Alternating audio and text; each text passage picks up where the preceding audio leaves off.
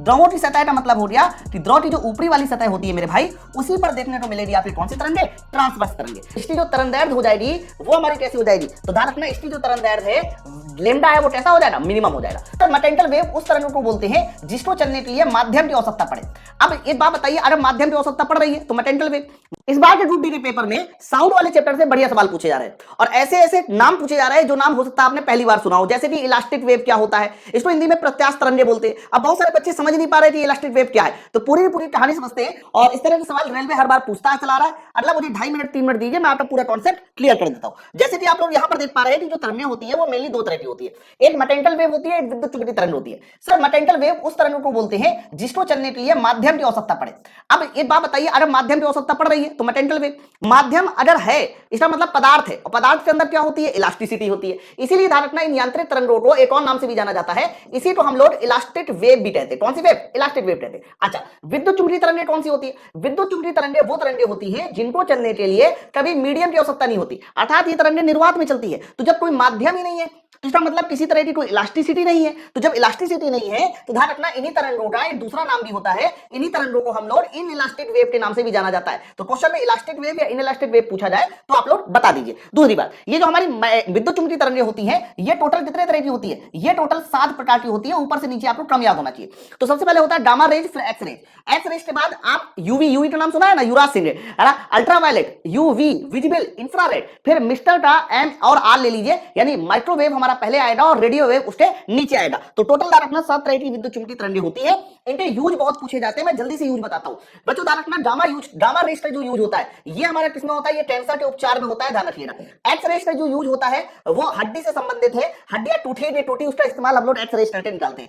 Ultraviolet, ये जो ultraviolet है इसका यूज बड़ा प्यारा है, अदृश्य लिखाई में। इसके अलावा अगर अदृश्य लिखाई है तो नकली दस्तावेज भी बना सकते हो। तो अदृश्य लिखाई की बात करते हैं तो अदृश्य लिखाई में हम लोग अल्ट्रावायलेट रेडिएशन यूज करते हैं। विजिबल रेडिएशन में यूज हम लोग विजिबल मतलब देखने में यूज होता है। और इसी विजिबल के अंतर्गत ध्यान रखना वो जो आप लोग विबजोर पढ़ा करते हो ना, तो पूरा का पूरा जो विबजोर आता है वो विजिबल रेडिएशन के अंतर्गत ही हमारा क्या आता है, विबजोर आता है। इंफ्रारेड का जो यूज होता है वो यूज होता है आपका हीट रेडिएशन के तौर पे, जैसे कि कोहरे में फोटोग्राफी करना हो गया है। रिमोट से जब आप सिग्नल भेजते हो, कम दूरी में जो सिग्नल भेजने होते हैं, चाहे रिमोट एसी का हो चाहे टीवी का हो, तो कम दूरी में सिग्नल भेजने के लिए इंफ्रारेड का इस्तेमाल करते हैं और ये अपने साथ हीट लेके चलता है। इसी वजह से कोहरे में फोटोग्राफी में भी हम लोग इंफ्रारेड का इस्तेमाल करते हैं। माइक्रोवेव का यूज माइक्रो ओवन में किया जाता है और रेडियो वेव का जो इस्तेमाल है वो हम लोग टीवी हो गया, इसके अलावा एफएम हो गया, यानी जो सिग्नल भेजने के लिए रडार में जो यूज करते हैं वो हम लोग रेडियो वेव का इस्तेमाल करते हैं। इसमें मैं एक और बात बताना चाह रहा हूं, इनमें से कुछ चीजें और पूछी जाती है कि किसकी तरंगदैर्घ्य ज्यादा है और किसकी आवृत्ति ज्यादा है। तो ध्यान रखना, जो गामा रेज होती है बच्चों,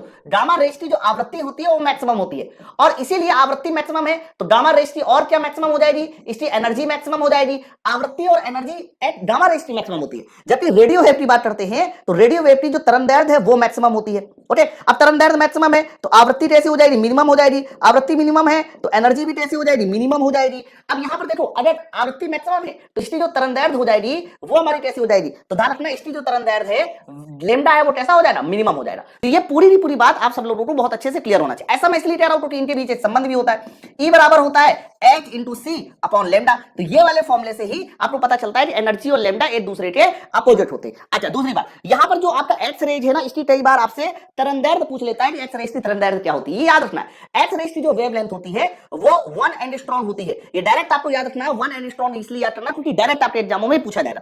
अब आ जाइए इधर, जो मैकेनिकल वेव होती है वो मेनली दो तरह की होती है, एक अनुप्रस्थ एक अनुदैर्घ्य। अनुप्रस्थ को हम लोग इंग्लिश में बोलते हैं मेरे भाई ट्रांसवर्स, क्या, ट्रांसवर्स। जबकि अनुदैर्घ्य को हम लोग इंग्लिश में बोलते हैं लॉन्गिट्यूडनल। लेकिन इनको चलने के लिए मीडियम की आवश्यकता है, बिना मीडियम के नहीं चल पाएगी। तो बिना मीडियम के नहीं चल पाएगी तो भैया मीडियम तो 3 तरह के होते हैं, सॉलिड, लिक्विड और गैस। तो बताओ कौन सा मीडियम चाहिए। तो ट्रांसवर्स जो तरंगे होती है वो आपको कहां पर देखने को मिलेगी, तो ध्यान रखना, एक तो ये ठोसों में देखने को मिलती है पूरी तरह से, और द्रवों में मिलती है, द्रवों की सतह पर। द्रवों की सतह का मतलब हो गया कि द्रव की जो ऊपरी वाली सतह होती है मेरे भाई, उसी पर देखने को मिलेगी आपकी कौन सी तरंगे, ट्रांसवर्स तरंगे। जबकि अनुदैर्घ्य तरंगे जो होती हैं वो अपने साथ ध्यान रखना, चाहे सॉलिड हो चाहे लिक्विड हो, है तीनों मीडियम में आप लोगों को अनुदैर्घ्य तरंग देखने को मिलेगी। अब इन दोनों मैंने जो लाइनें बोली बच्चों, इन दोनों लाइनों से एक निष्कर्ष ये निकाला जा सकता है। पूछा जाए कि गैसों में कौन सी तरंगे देखने को मिलती है, तो गैसों में हमेशा अनुदैर्घ्य मिलेगी क्योंकि गैसों में ट्रांसवर्स तो है ही नहीं। ओके, अब आगे बात बच्चों, इनकी जो परिभाषा होती है वो डेफिनेशन से दी जाती है, कंपन करने की दिशा और तरंग के आगे बढ़ने की दिशा। तो जब भी कभी कंपन करने की दिशा तरंग के आगे बढ़ने की दिशा। देखो जैसे कि याला आप देखो, इसमें रस्सी को मैंने एक सिरे बांधकर ऐसे हलचल कराया, तो इसमें जो कंपन हो रहा है वो ऊपर नीचे हो रहा है, कंपन ऊपर नीचे हो रहा है, लेकिन तरंग ऐसे आगे बढ़ रही है। तो तरंग के आगे बढ़ने की दिशा और कंपन करने की दिशा जब दोनों हमारी कैसी होती हैं, लंबवत होती है, तो ऐसी तरंगों को बोला जाता है हमारा ट्रांसवर्स वेव, अनुप्रस्थ तरंगे। और जब भी कभी कंपन करने की दिशा, अब ये पार्टिकल ऐसे कंपन कर रहे हैं, ऐसे कभी पास पास आते हैं, कभी कभी दूर दूर जाते हैं, और तरंग ऐसे आगे बढ़ रही है, तो कंपन करने की दिशा, ये कंपन करने की दिशा हो रही, और ये हमारे हो रही तरंग के आगे बढ़ने की दिशा। तो जब दोनों चीजें आपस में समांतर हो जाती हैं, तब ऐसी तरंगों को हम लोग क्या बोलते हैं सर? ऐसी तरंगों को बोला जाता है अनुदैर्ध्य तरंगे। ध्यान रखना, जो अनुप्रस्थ तरंगे होती हैं वो ऊपर और नीचे सरंग और गर्त बना के चलती है। ये जो ऊपर वाला हिस्सा होता है अनुप्रस्थ तरंगों का, ये सरंग कहलाता है, जिसको इंग्लिश में क्रीस्ट कहते हैं, और नीचे वाला जो हिस्सा होता है इसको हम लोग गर्त कहते हैं। जबकि अनुदैर्ध्य तरंगे जो होती है वो संपीड़न और विरलन बना के चलती है, यानी कभी जो आप पार्टिकल है वो पास पास होंगे, तो कभी पार्टिकल हमारे दूर दूर होंगे। तो ये जो पार्टिकल पास पास दिखाई दिया है, इसको क्या बोलते हैं? तो जब पार्टिकल पास पास आ जाते हैं तो उसको बोलते हैं संपीड़न, कॉम्प्रेशन। और जब पार्टिकल दूर दूर हो जाते हैं बच्चों, तो उसको क्या बोला जाता है सर? उसको बोला जाता है विरलन। ये हमारा संपीड़न हो गया, ये हमारा विरलन हो गया। अब इसमें भी परिभाषाएं आती है, ध्यान रखना, दो लगातार क्रीस्ट या दो लगातार रूट, फिर दो लगातार संपीड़न या दो लगातार विरलन, इनके बीच की दूरी क्या कहलाती है? तो कह देना सर, आप दो लगातार क्रीस्ट ले लो, चाहे दो लगातार रूट ले लो, ये दूरी है, ये दूरी क्या कहलाती है? तो सर इस दूरी को हम लोग तरंगदैर्ध्य कहते हैं, लैम्डा कहते हैं। बहुत इंपॉर्टेंट परिभाषा है, दो लगातार क्रीस्ट या दो लगातार रूट या फिर दो लगातार संपीड़न या दो लगातार विरलन, इनके बीच की दूरी जो है वो हमारी तरंगदैर्ध्य कहलाती है, लैम्डा कहलाती है। बहुत इंपॉर्टेंट है। अब आगे बात सुनो, हमने ये आपसे कहा कि गैसों में हमेशा जो तरंगे मिलेगी वो अनुदैर्ध्य तरंगे मिलेगी। हम लोग जब बोलते हैं तो बोलने पर जो वाइब्रेशन होता है वो तो गैसों में होता है, इसीलिए आप लोग बोलते हैं कि जो हमारी साउंड वेव है, स्पेशली साउंड वेव, वो हमारी कैसी तरंग होती है? अनुदैर्ध्य तरंग होती है। अब जो हमारी साउंड वेव होती है, साउंड वेव वो कितने तरह की होती है? तो जब हम लोग साउंड वेव की चर्चा करते हैं कि साउंड वेव एक अनुदैर्ध्य तरंगे होती हैं, ये तीन तरह की होती है। कौन कौन सी तीन तरह की होती है? तो कहना, पहली तरंग को बोला जाता है अपस्रव, इंफ्रारेड, दूसरी होती है जिसको बोलते हैं श्रव, और ध्यान रखना जो तीसरी होती है उसे बोलते हैं हम लोग पराश्रव। तो ये तीनों तरंगे जो हैं ये साउंड वेव के प्रकार है। अब एक बार क्वेश्चन पूछा गया कि पराश्रव्य तरंग है, और इसके अलावा जो है अल्ट्रावायलेट, जिसको आप पराध्वनिक तरंग, इनमें बोला जा रहा था कि कौन सी हमारी मैकेनिकल वेव है, कौन सी हमारी इलेक्ट्रोमैग्नेटिक वेव है। तो बहुत सारे लोग कंफ्यूज हो जाते हैं। पराश्रव्य तरंग साउंड तरंग है, साउंड वेव है, इसलिए ये हमारी मैकेनिकल वेव है, जबकि अल्ट्रावायलेट रेडिएशन ये हमारे पास विद्युत चुंबकीय तरंग में काउंट होगी। इसलिए दोनों में कंफ्यूजन मत रहना, एक्सेप्ट वाला सवाल पूछा गया था। आगे अपस्रव्य तरंगे किसे बोलते हैं? सर अपस्रव्य तरंगे वो तरंगे होती है जिसकी आवृत्ति 20 हर्ट्ज से कम हो।